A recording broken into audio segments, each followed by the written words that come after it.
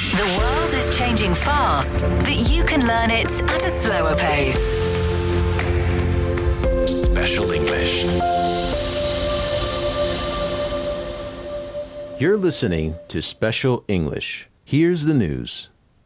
North China's Inner Mongolia Autonomous Region has launched a 5-month ice-snow tourism season featuring 159 cultural activities, 48 sporting events, and 45 themed travel routes as part of a nationwide push to develop China's ice and snow economy, driven by winter tourism. According to Wang Shengrong, Deputy Director of the Regional Culture and Tourism Department, starting from December 20th, the 2025 through 2026 Inner Mongolia winter tourism season will feature major events, including the 22nd China-Russia-Mongolia International Ice and Snow Festival in Mongolia, a border city in Inner Mongolia. The move comes as China promotes its ice and snow economy under a state-level plan targeting 1.2 trillion yuan, about $169 billion in terms of industry scale by 2027 and 1.5 trillion yuan by 2030. Several regions have recently unveiled new attractions and incentives to boost winter tourism. In northeast China's Heilongjiang province, Harbin Ice Snow World, the world's largest ice and snow theme park, is expanding, featuring a total of over 400,000 cubic meters of ice and snow. The neighboring Jilin province, meanwhile, is issuing 100 million yuan in winter tourism vouchers and offering discounted shuttle services to ski resorts. Additionally, Altai Prefecture, a popular ski destination in northwest China's Xinjiang Uyghur Autonomous Region, has introduced a student 9-day snow break to encourage participation in skiing. Back in Inner Mongolia, cities are highlighting local features such as volcanic skiing and snowmobiling. This region will distribute tourism vouchers and create ski hot spring combo tickets to lower costs. Heated rest areas, hot drinks, and extended venue hours will also be provided to boost winter comfort levels. This is Special English. While a chill has gripped most areas of China, in Dongfang, a coastal city in South China's Hainan province, runners in short-sleeved shirts were running a half marathon under warm sunshine. Wang Wandong from northeast China's Heilongjiang province, said that the weather there is perfect for long-distance running. As a key hub on Hainan's western coast, Dongfang has transformed sports events into a new driver of vitality, consumption, and industrial upgrading. Events like half marathons and rural basketball tournaments known as Zunbi-A help maintain the city's vitality in winter. With a mild and dry climate, Dongfang is an ideal place for outdoor activities. According to Zhuang Tian, director of the Dongfang Bureau of Tourism, Culture, Radio, Television, and Sports, the city has now built 417 basketball courts, and almost every village has one. Zunbi-A swept through Dongfang from November to December last year, attracting 460,000 spectators and 320 million online views. Zhou Shukai, a player from Shangrong village, said that they all love playing basketball. They would gather for training on weekends and fight for the honor of the village. During last year's tournament, Dongfang recorded some 211,000 tourist visits, more than 70,000 overnight stays, and 140,000 day trippers, contributing 198 million yuan, about $27.9 million US dollars, to tourism revenue. You're listening to Special English.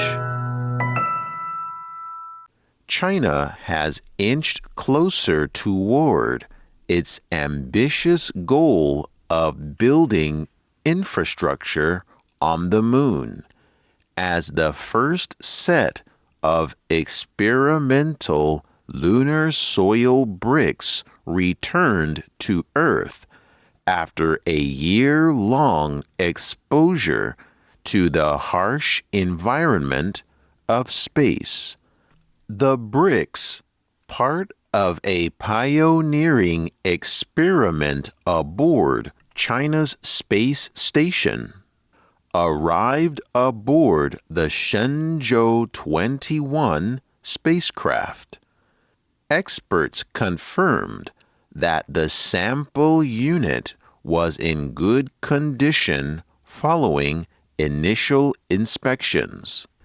This signals an engineering progress in China's long-term lunar program, which includes landing astronauts on the moon by 2030 and constructing a basic model of the International Lunar Research Station by 2035.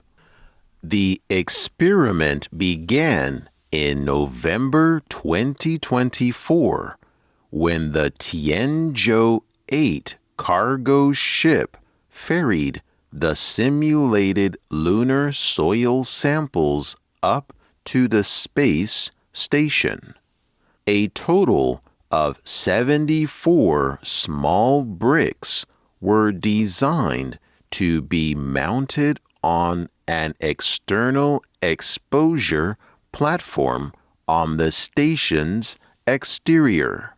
According to the team led by Ding Lieyun, a scientist at Huazhong University of Science and Technology, the project will see the return of sample batches after 1, 2, and 3 years for detailed analysis. By analyzing the chemical fingerprint of authentic lunar specimens brought back by China's Chang'e 5 mission, Ding's team engineered a regolith simulant and pressed it into bricks through hot press sintering. They opted for volcanic ash from Changbai Mountain in northeast China's Jilin province, which closely mirrors the composition of lunar regolith.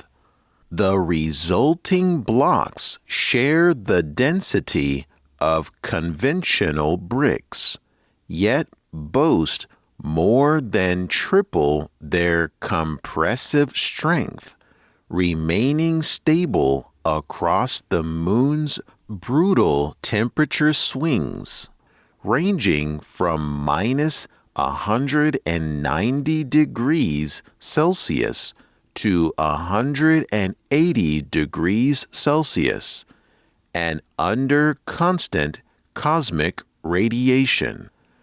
Ding said that for constructing lunar scientific facilities, utilizing locally sourced materials from the moon is the preferred approach.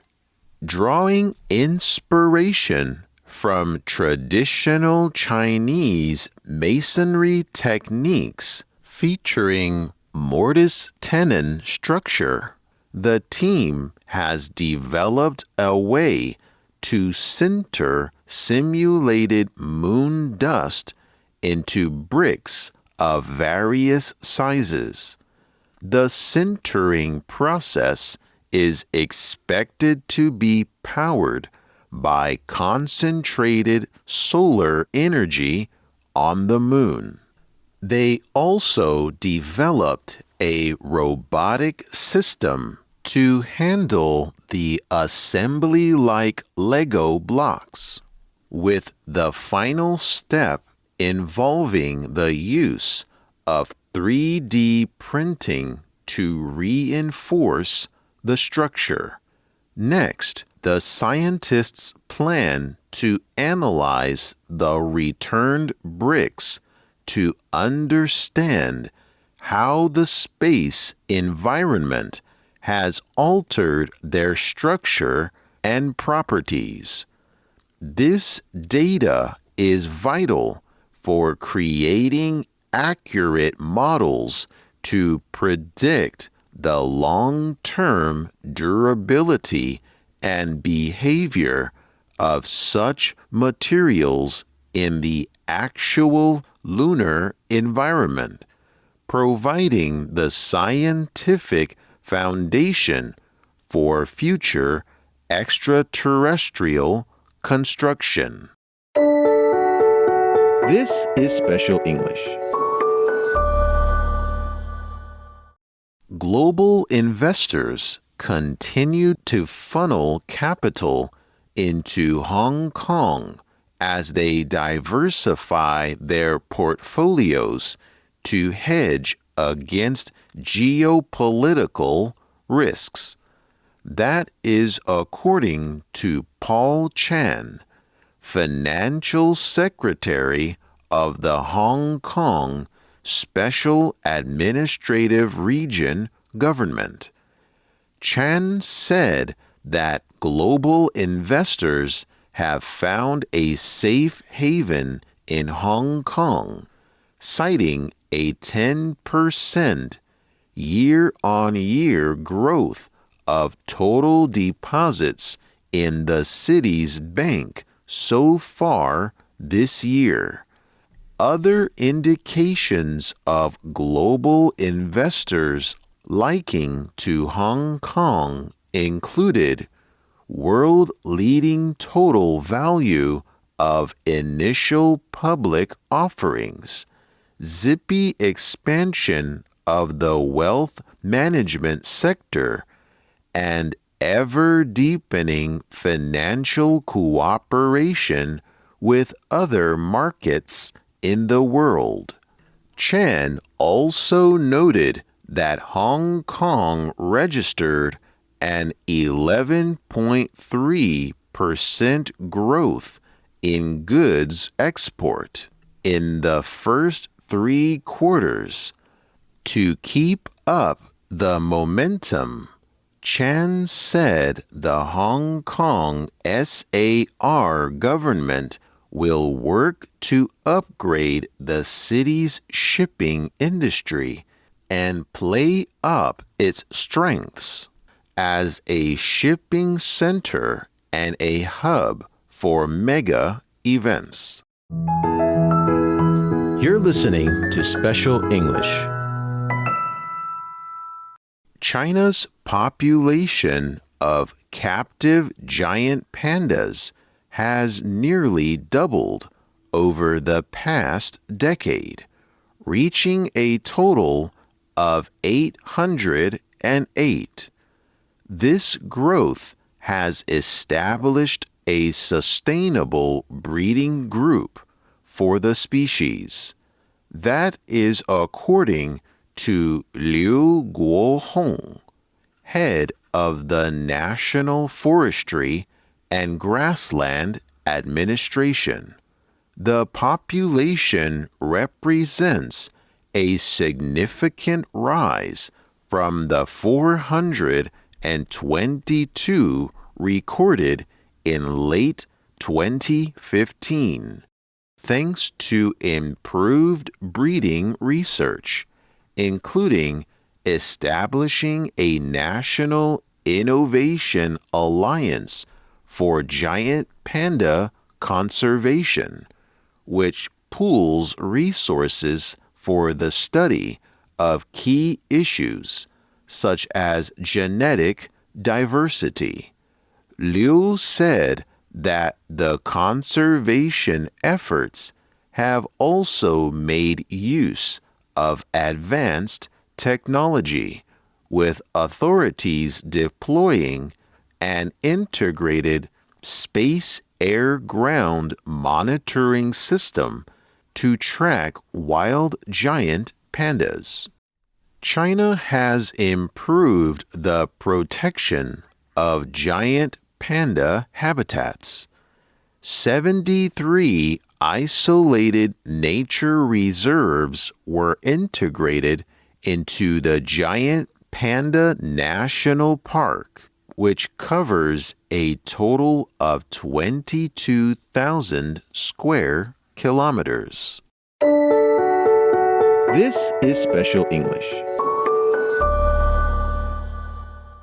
The number of bird species at Xiong-Hai Lake in the city of Xichang in southwest China's Sichuan province has reached a record high of 310 this year, with a growing number of migratory birds becoming permanent residents thanks to improved ecological conditions. The Xiong-Hai National Wetland Park Conservation Center reported the increase, attributing it to enhanced environmental restoration and reduced human disturbance. Yang Jun, a senior engineer with Xichang Forestry and Grassland Bureau, said that 7 migratory species, including the Eurasian coot and Asian openbill have now settled as residents. Monitoring data showed that the lake had hosted 120 bird species in 2014, with the figure rising to 302 by 2024 before hitting the current total of 310. Among these species, 5 are first class and 47 second class nationally protected birds, including rare species like the Chinese merganser, which are thriving at this lake. Xionghai Lake, Sichuan's second largest inland lake, faced severe degradation from the 1960s to 1990s due to land reclamation, shrinking its size and slashing the number of bird species there to just over 20. Recent conservation efforts, such as projects to restore lakeside zones, relocate more than 50,000 residents, and create 20,000 mu, about 1,333 hectares of wetlands, have revived over 30 kilometers of natural shorelines. Bird watchers have noted expanded habitats and increased diversity in this area, with Xionghai now listed among Sichuan's top bird watching sites.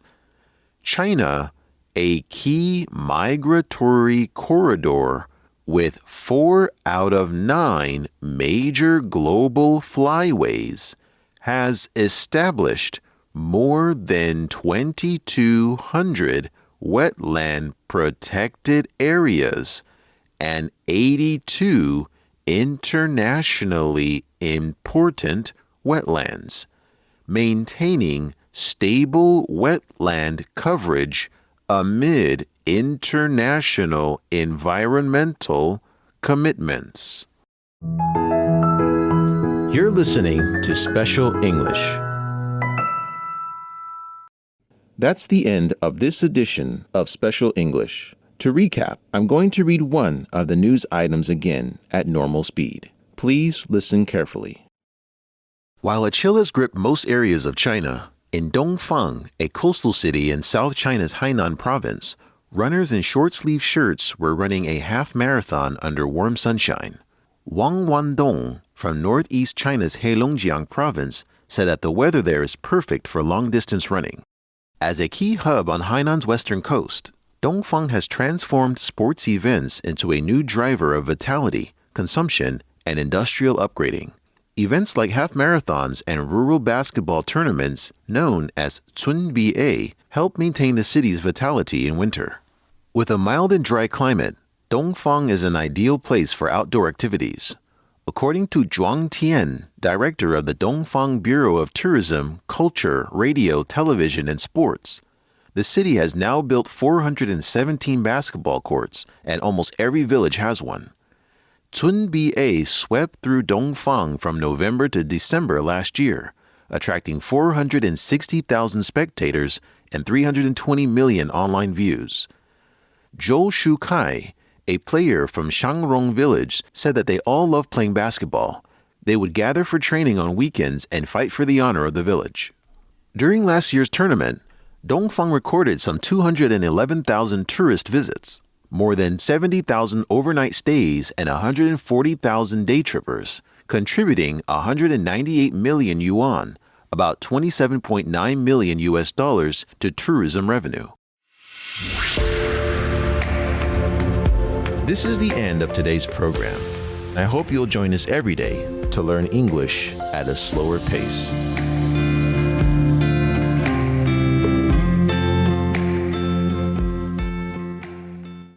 You've been listening to programs from CGTN Radio. CGTN Radio. We invite you to visit us online for more audio, pictures, and in-depth reports.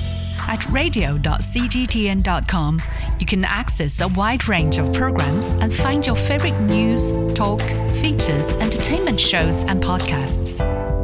Hear the difference with CGTN Radio. I cannot marry you while your mother regards me. Step into the world of timeless elegance with Mrs. Spring Fragrance, a captivating audiobook by Edith Eaton, read by Man Ling. Because the green leaf still clings to the bough. Experience the lively yet complex lives in Chinese American communities at the turn of the 20th century as Edith Eaton's delicate prose weaves together themes of tradition, change, love, and identity. Forget all that belongs to the joy of life. Follow the journey of Mrs. Spring Fragrance and witness the struggles and fights of those living on a rapidly changing exotic land while holding on to their cultural traditions, or more importantly, to their identities. He could hardly believe that his daughter was seriously opposed to becoming the wife of such a good-looking, prosperous young merchant as Wang Ling. Join Books and Beyond for Mrs. Spring Fragrance. Let the stories come to life in your imagination. Subscribe to Books and Beyond for free on your favorite podcast platforms or log on to radio.cgtn.com for more.